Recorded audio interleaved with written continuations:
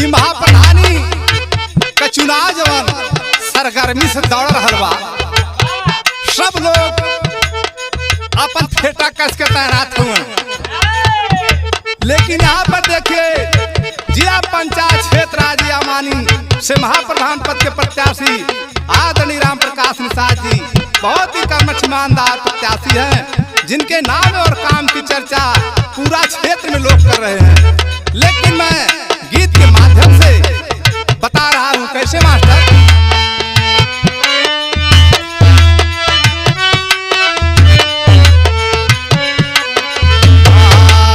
आग पीछे जन कराए भैया साथ निभावल जाई राम प्रकाश बीरनवा के। आग पीछे जन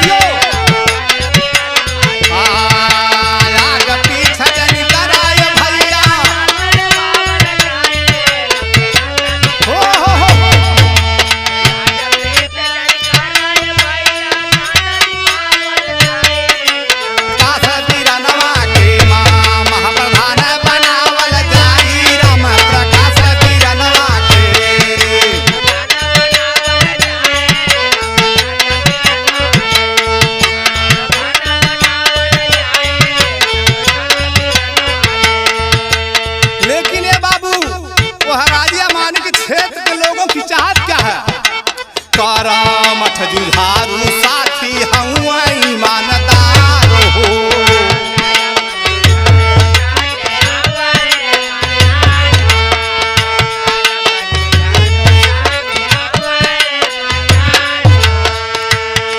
हर स्वच्छ और निर्मल राम प्रकाश का विचार हो।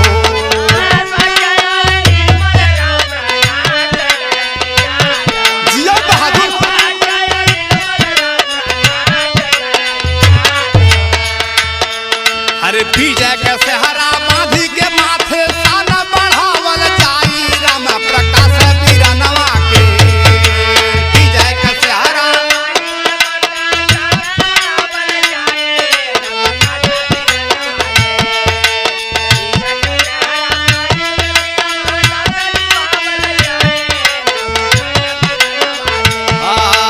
विजय के सहरा बांधी के माथे साना बढ़ावल जाई राम बीरनवा के। महाप्रधान बनावल जाई राम प्रकाश बीरनवा के।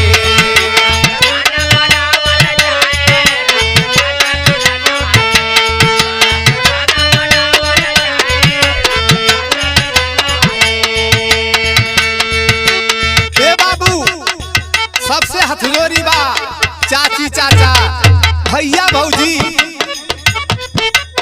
सबसे हथजोरी बा। का हथजोरी बा?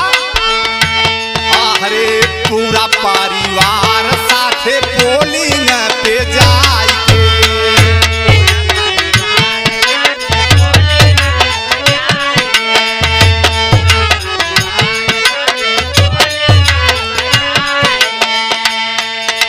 साथ में पड़ोसी ही तमीत के लिया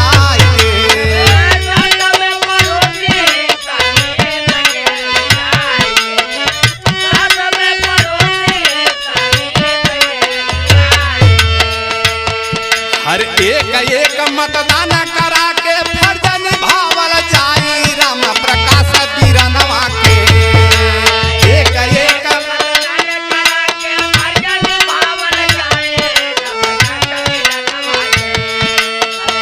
अरे जिया भैया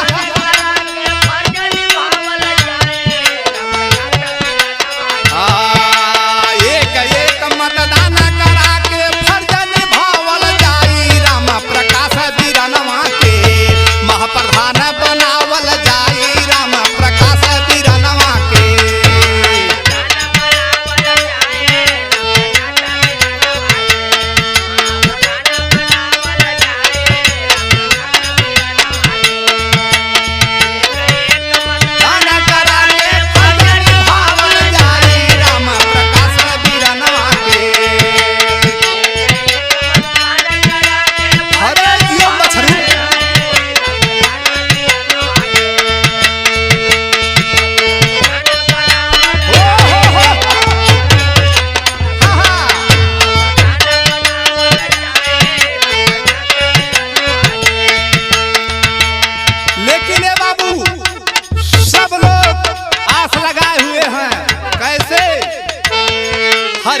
भैया राम प्रकाश निषाद जब जीती जाई है।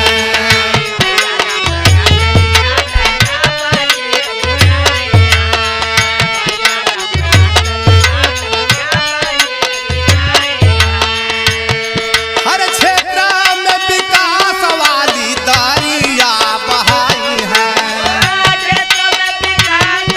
बाबा भैया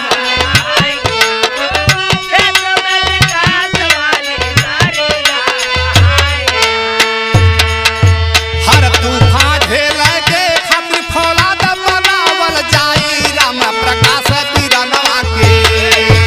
हर तूफान के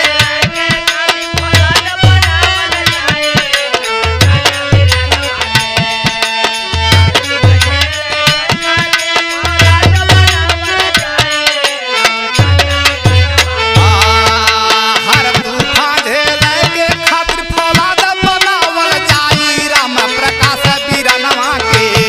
महाप्रधान बनावल जाई राम प्रकाश बीरनवा के। अरे जियो भैया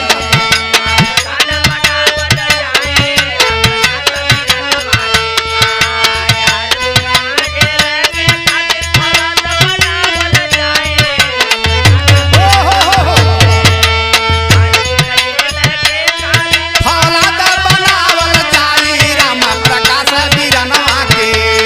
महाप्रधान बनावल जाई राम प्रकाश जियो जियो।